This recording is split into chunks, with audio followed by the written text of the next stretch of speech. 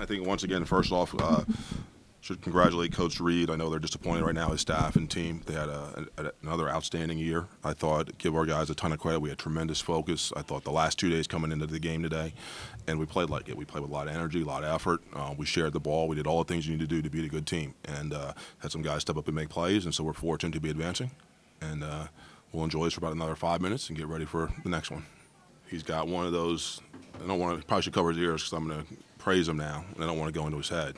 But he's got one of those rare abilities to rise to whatever occasion that you have. I wish it was something that everybody had. That's not the way it goes. He's one of the fortunate ones that whatever his parents did or he learned, I don't know when he learned it, but he's got that innate ability to raise his game and to play best when it's needed. And we're fortunate. A lot of the reason why we're playing today is because he's on our team. Well, Avi's got a little bit of that in him, too. I mean, Avi started as a freshman, if you remember, and played big, important minutes that entire time. We got to do a better job of working with him on not fouling so we can play some more in the games. But he was a very successful high school player, scored a lot of points, and they won a lot of games. And it's one of those things, you've got to have a number of those guys that step up in games like this and do it, and he certainly did it for us tonight. Yeah, I mean, you know what they're going to do, but, you know, that's not the challenge. The challenge is actually executing against them because they're very talented. You know, they have very strong guard play. They got big, strong bigs, and they can really stretch you out.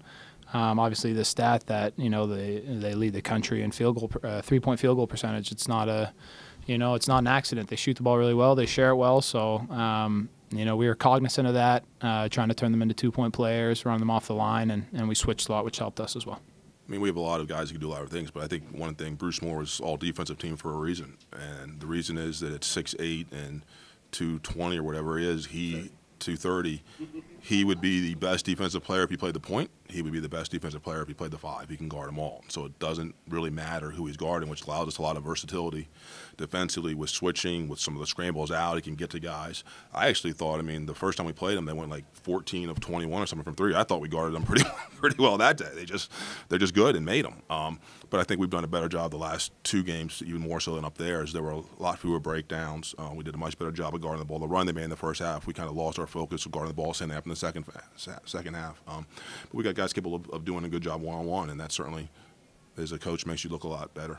At the beginning of the season, I was just getting punked by everybody we played, and I was in the wrong position all the time. I was running to people's backs, coming out of screens, and I was getting scored on. So the last 2 games especially, the coaches, I've been watching a lot of film with Coach Griffin and just being in the right spot, getting to the top shoulder when I'm coming out of screens and just kind of manning up and guarding. Like, this is my last year of college basketball and my last game in Sloika Pavilion. And, like, we talk about it as a group, but as a group of seniors too. Like, we can't let this be our last game.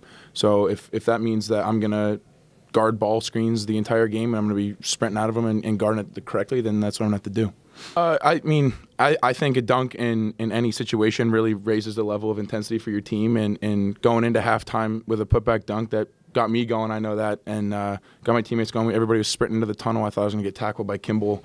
But no, I think that really carried the momentum going into the second half, and we were up by 8 or something like that going into the halftime, so 6. And we knew we couldn't sag off and play poorly, and I think that's something that we did really well was we came out and we threw the first punch.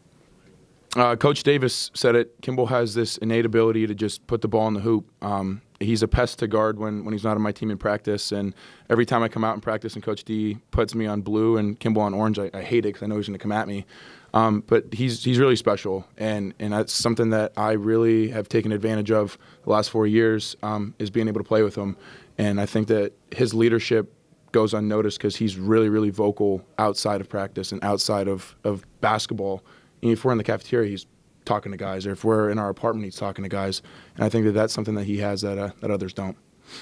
Yeah, I mean, there's more on the line. It's more fun, you know, just because there's more at stake, and you know, everybody wants it a little bit more. So, you know, that feeling of winning is a little bit intensified, which is obviously losing is intensified as well, which sucks. But just knowing how bad you want that and what's on the line, yeah, it makes it a little bit more fun. That's the way everyone plays against us, because we're at our best when there's pace and we're pushing up the floor and attacking. And I think consistently when we play, teams tend to send 3, 4, 5 guys back.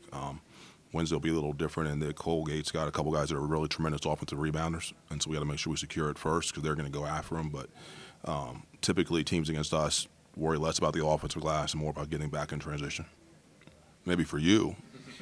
I mean, we've seen them play enough that they've been down 17, 18, 20 points a lot of ways like we do. And when you have Tejada and Lefroy and Cohen and Andre and those guys, they're capable of making 4 or 5 threes in a row. So 18 is not that many in that situation. I think you saw I called timeout. I kind of raised my voice a little bit because I thought we lost some focus with some of the switching we were doing and gave up some open shots. And we were fortunate that we were able to score at the same time, so it didn't go to 4 or 5 because it easily could have. We have to do a much better job of on Wednesday of playing the entire game and not relaxing.